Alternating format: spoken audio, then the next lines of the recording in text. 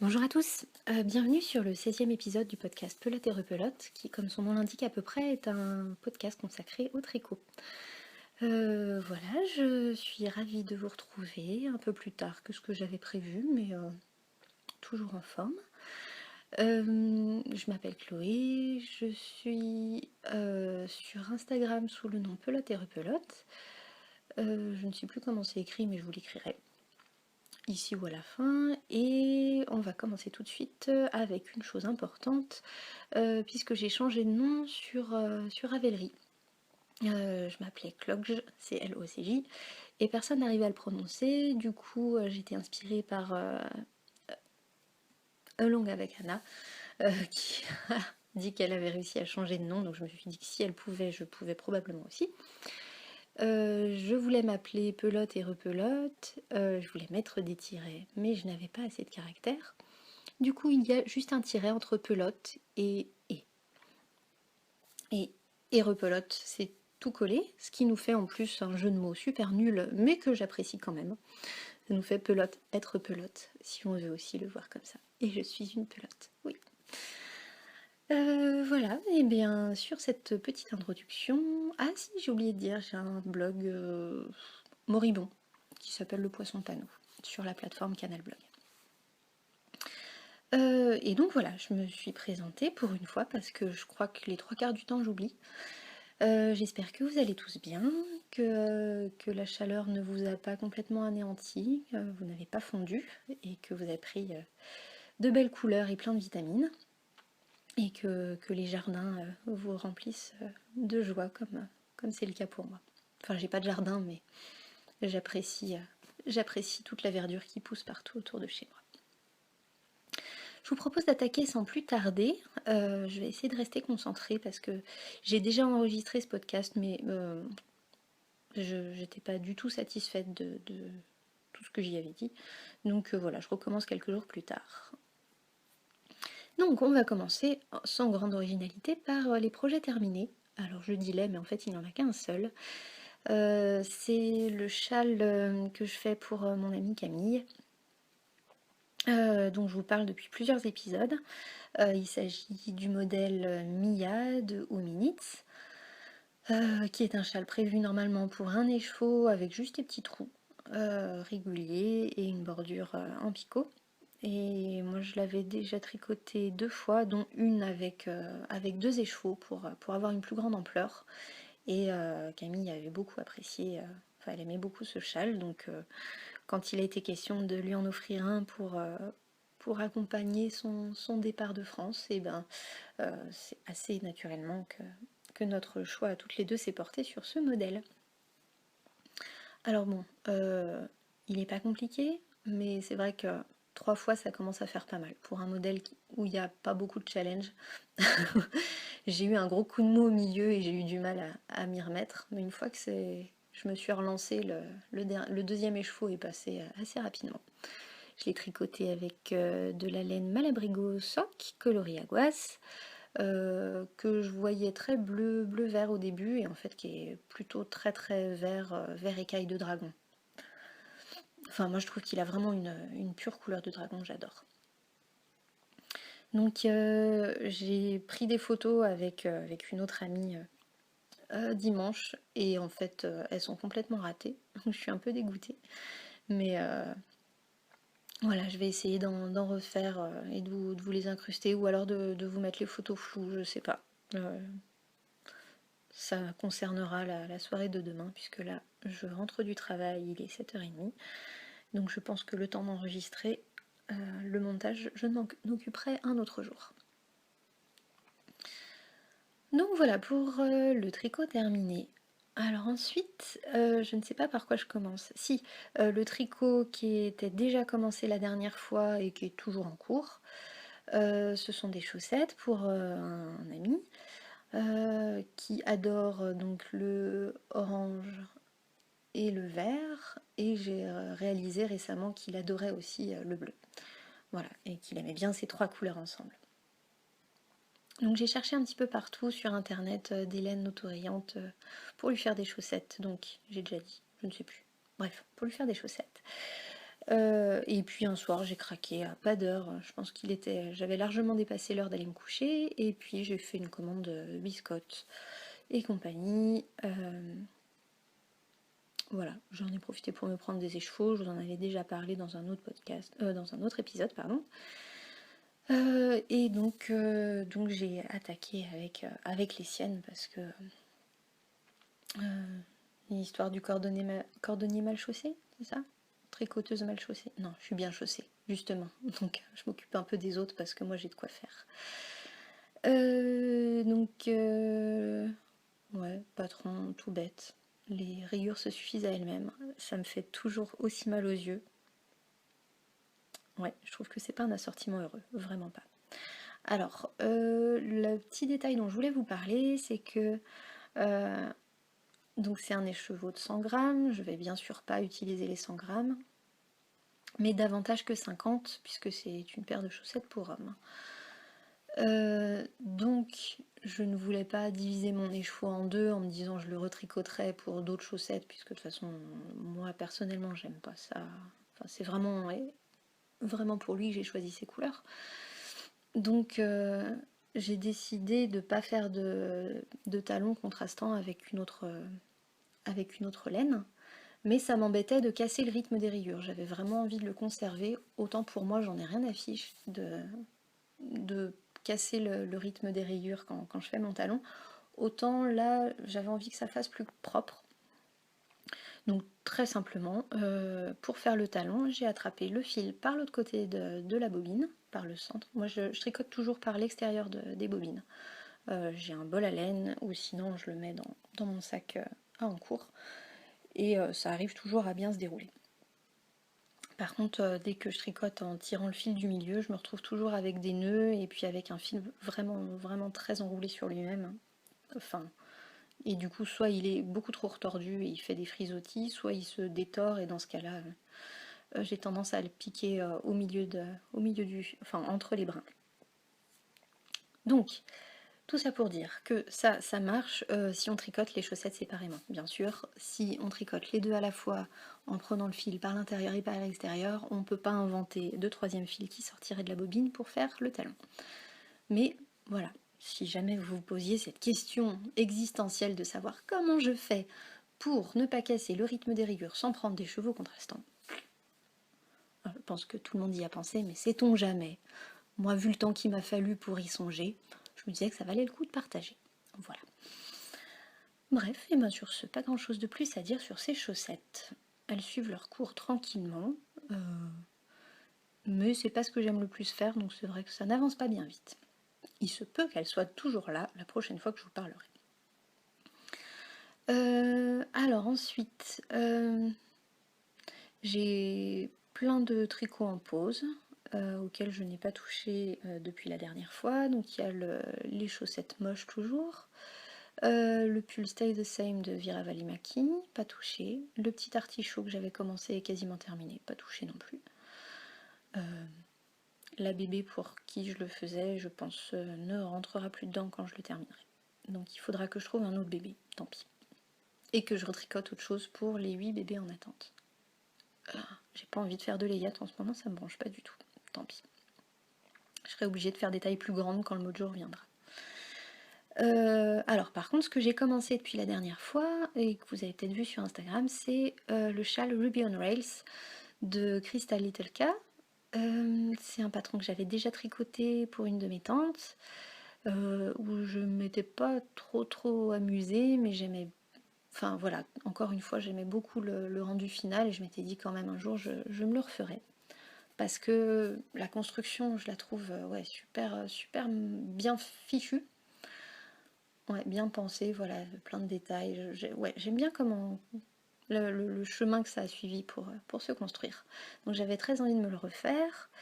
Et donc j'ai choisi 2 écheveaux de laine froufrou et capucine, qualité pimprenelle, donc c'est la fingering 100% mérino, coloris compoté de figues, qui est absolument splendide. Voilà, j'attendais vraiment de trouver le bon projet, et puis ça faisait un bout de temps que je savais que j'allais associer le patron et cette laine là ensemble. À partir du moment où je l'ai monté... Ah si, je l'ai monté. Après, j'ai fini le châle de Camille. Ensuite, je suis revenue au Ruby on Rails. Et là, j'ai tricoté que ça en mono en cours. Et cette fois-ci, je me suis fait beaucoup plus plaisir. Sauf que bah, plus j'approchais de la fin, plus je me disais oui, oui, oui, pour la laine, ça m'a l'air bien juste ce métrage. Et effectivement, même en enlevant une barre, enfin donc un aller-retour de point mousse sur la bordure, là je dois faire la bordure du haut du châle, après avoir fait tout mon rabattage élastique en bas de la pointe. Et il me manque quasiment rien. Alors la très bonne nouvelle, c'est que apparemment, enfin je croise les doigts pour qu'il n'y ait pas de changement d'avis, pas de laine égarée ni quoi que ce soit, mais j'ai trouvé quelqu'un sur Ravelry qui serait éventuellement apte à me revendre la fin d'un de ses échevaux qu'elle avait utilisé et donc elle me disait qu'elle avait peur que le bain soit pas le même. J'avoue que je m'en fiche pas mal parce que au début je m'étais dit bah tant pis, je ferai un I-cord avec une autre laine, un truc contrastant, et puis je me disais maintenant j'ai vraiment envie d'avoir un châle d'une seule couleur parce que j'ai que des châles en fait bi ou tricolore ou quadri carrément. J'ai aucun châle uni, enfin aucun châle à une seule couleur, et donc c'était vraiment quelque chose qui me manquait et que je voulais absolument mettre en place. Donc si je fais une bordure avec une autre laine, et ben ça me perturbe un peu mon projet. Et deuxièmement, de toute façon, toutes les laines que j'ai mises côte à côte avec ce composite fixe, je trouve que ça jure.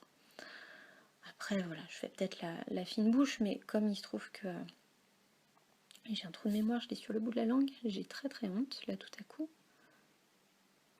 Comment s'appelle l'adorable personne qui m'a dit que c'était bon? Je suis désolée, je prends 2 secondes. Valérie Corner sur Ravelry. Voilà, donc si jamais tu passes par là, je me permets de te tutoyer, même si je t'ai vouvoyé sur les messages. Encore un immense merci, tu es fantastique. Où en étais-je? Voilà, bah donc du coup, ça a été mon encours du mois. Mais bah là voilà, il est en pause en attendant de résoudre le petit I-cord qui me reste. Voilà. Sinon, donc il est imprenable en photo en l'état, hein, il est tout ratatiné sur mon aiguille. Donc voilà, je vous mettrai une photo, mais ça vous dira pas grand chose. Sinon, bah du coup, vu que j'ai mon châle en pause et que j'ai pas envie de reprendre mes anciens en cours, ça ne me ressemble pas, mais bah du coup j'ai monté un autre châle, un châle dont je vous parlais depuis pareil des mois et des mois, parce que j'avais bien l'idée en tête depuis fort longtemps, et puis il y a plein de... Vu que j'ai 20 envies au mois, en général, il y en a toujours qui finissent par passer à la trappe, hein, c'est mathématique. Globalement, je monte 2 ou 3 projets par mois, contre 20 envies, ça fait pas le poids. Donc c'est le châle Halligarth de Gudrun Johnston. Il me semble que c'est tiré d'un Wool People, mais je crois un assez ancien, ou peut-être pas. Que je tricote en laine, petit bout de laine fingering. Donc je crois que le nom c'est Merifing, mais j'ai un petit doute. Enfin bon, la base fingering 100% mérinos qui est très douce. Coloris Army. Quand je l'avais commandé, je crois il y a bien un an, j'avais été très déçue par la couleur. Sur le site, je la voyais kaki et en fait, c'est un vert foncé, vert sapin. Et bah, j'aime beaucoup de nuances de vert, mais pas trop le vert sapin.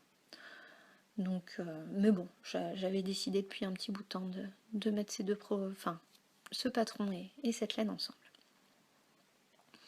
Alors, ce qui est rigolo, c'est que la construction, en fait, le démarrage en tout cas de ce châle, se fait vraiment sur le même process que le Ruby on Rails que je viens de finir.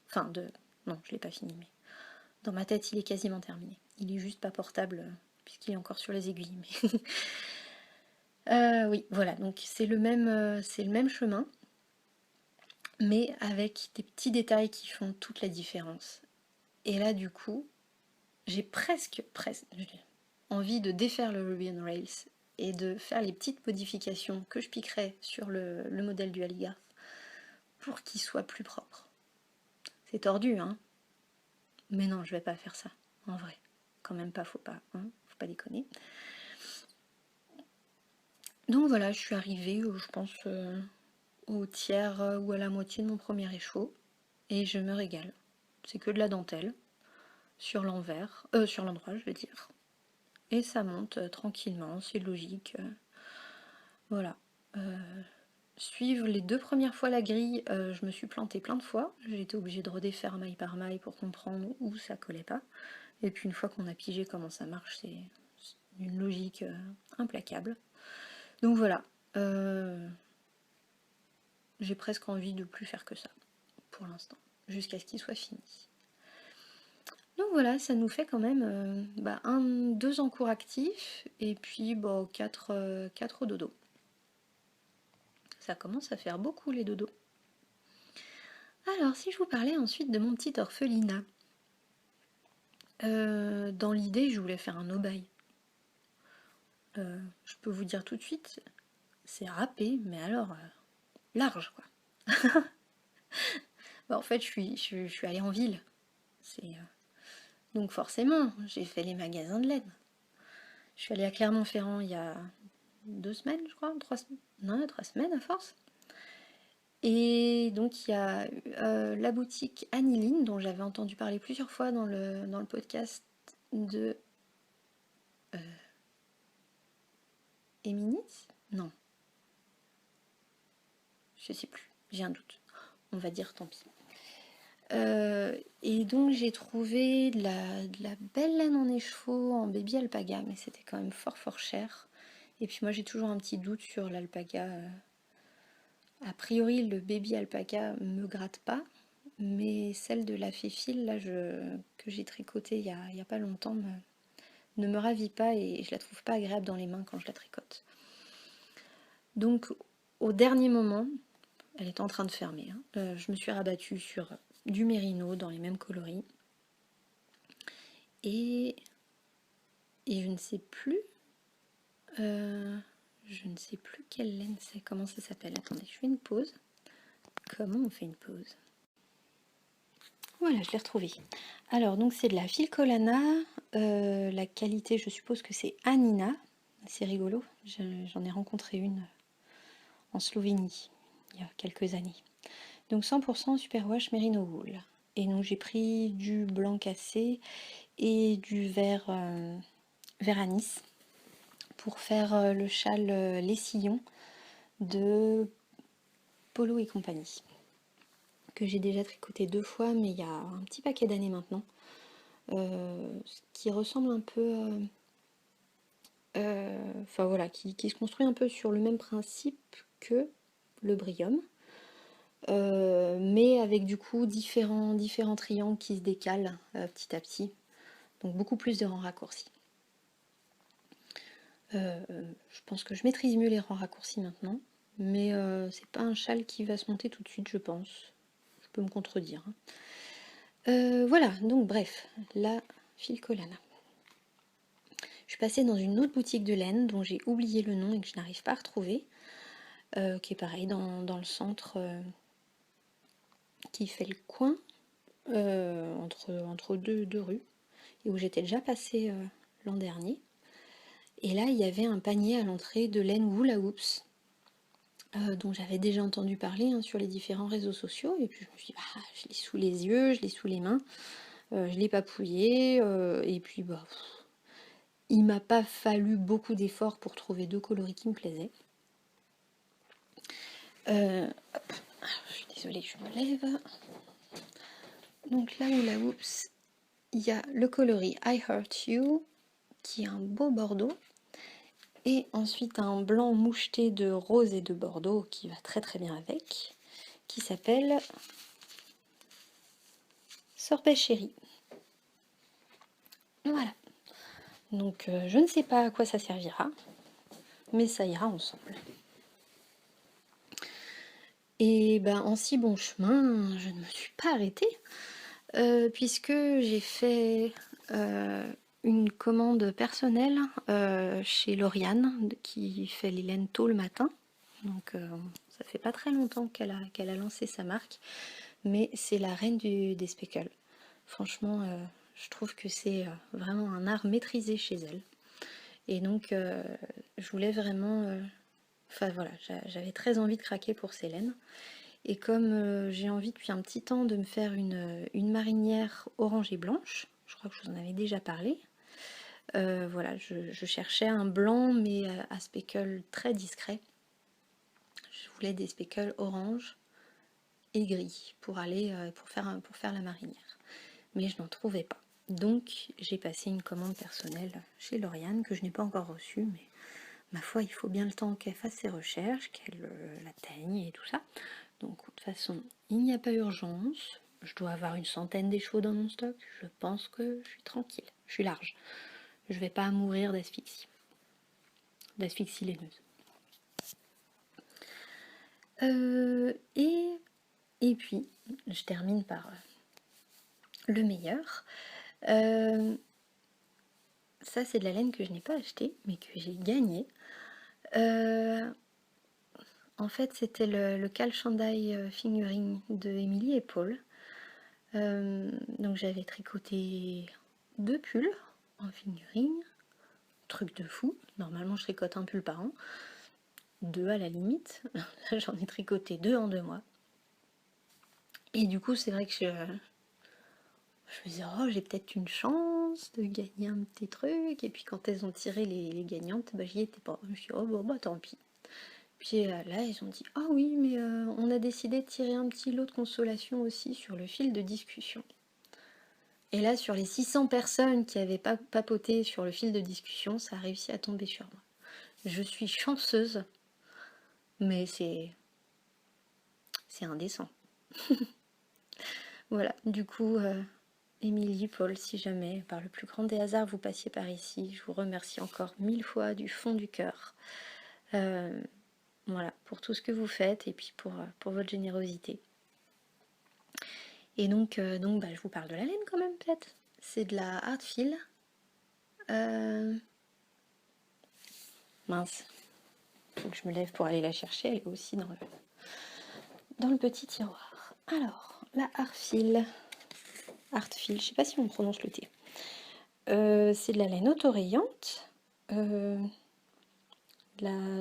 cocktail, et c'est le coloris Caraïbe.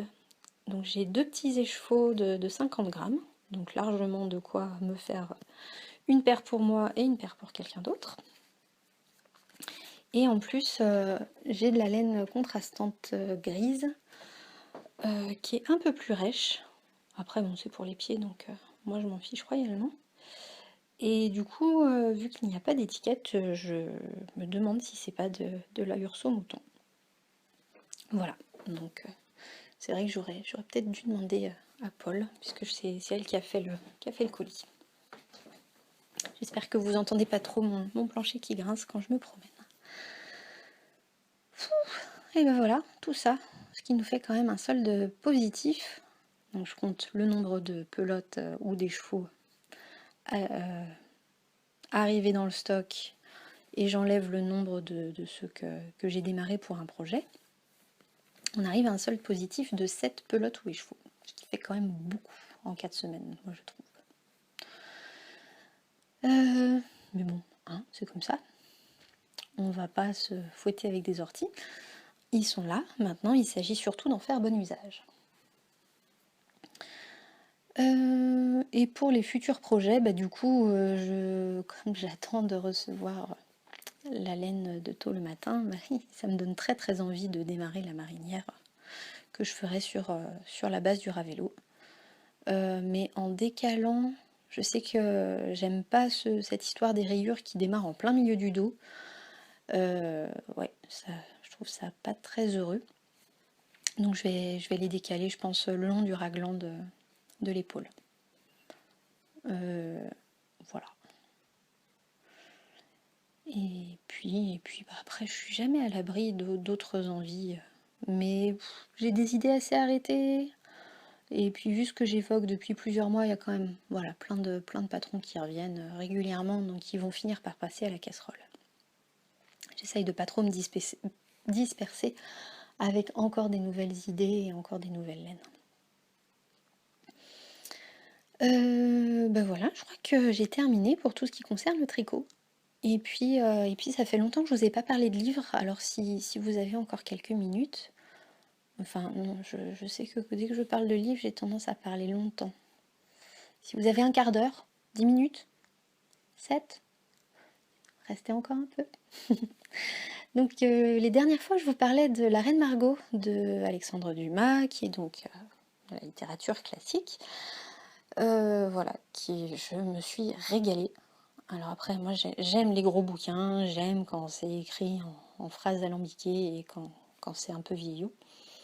Enfin, non, quoique l'écriture de Dumas, je trouve que c'est très, très moderne. C'est du roman d'aventure à fond les ballons, c'est vraiment presque l'impression de regarder une série. Tous les trucs tombent bien, les héros ils sont toujours super malins, ils ont toujours le petit truc, le petit coup de chance qui fait que paf, ça marche, et que les méchants, et ben pas pour eux. Mais ils restent super méchants, et non, c'est vraiment chouette. Enfin, j'aime beaucoup. J'avais déjà lu Les Trois Mousquetaires et Le Comte de Monte-Cristo, qui sont un peu sur le même principe, quoi. Du rebondissement quand même très très fréquent. Euh, ouais, des chapitres assez courts, du coup on a un rythme vraiment soutenu, soutenu, soutenu, et puis dès qu'on finit un chapitre, ben, on a envie de connaître la suite. Voilà. Donc si vous n'êtes pas rebuté par les classiques, franchement, La Reine Margot, génial. En plus, roman historique, donc on apprend. Enfin, moi j'ai appris plein de choses sur l'époque des rois maudits. Le livre démarre, le roman démarre sur le massacre de la Saint-Barthélemy, donc c'est pas Jojo. Mais voilà, on voit un petit peu toutes les intrigues à la cour, donc sous le règne court de Charles IX. Et donc voilà, les intrigues de sa mère, Catherine de Médicis, et de ses frères, qui seront donc... Ah, je me mélange entre leur nom dans le livre et leur nom de roi. Bref. Et donc surtout notre héros qui est le Henri de Navarre, le futur Henri IV, qui vient d'épouser Marguerite de Valois, donc la fille de Catherine de Médicis et la sœur de Charles IX. Et donc Henri IV, enfin Henri de Navarre, est protestant. Et toute la famille de Médicis est catholique. Voilà, donc on est en plein dans les problèmes de religion. Terriblement actuel, non? Bref. Enfin non, actuellement c'est juste un prétexte. Bref. Enfin, avec mon avis, ça n'engage que moi. Ensuite, j'ai voulu me détendre un petit peu avec du roman un peu plus facile. Et j'ai suivi tous vos avis. Vous étiez nombreuses à dire que La fille du train de Paula Hawkins était très chouette. Effectivement, c'est sympathique. Je crois que je l'ai lu en 12 heures. Voilà. On a du mal à le lâcher une fois qu'on a commencé, effectivement. Après, c'est un roman, je pense que d'ici un an, je ne saurais plus du tout de quoi ça parlait. Mais c'était très agréable à lire.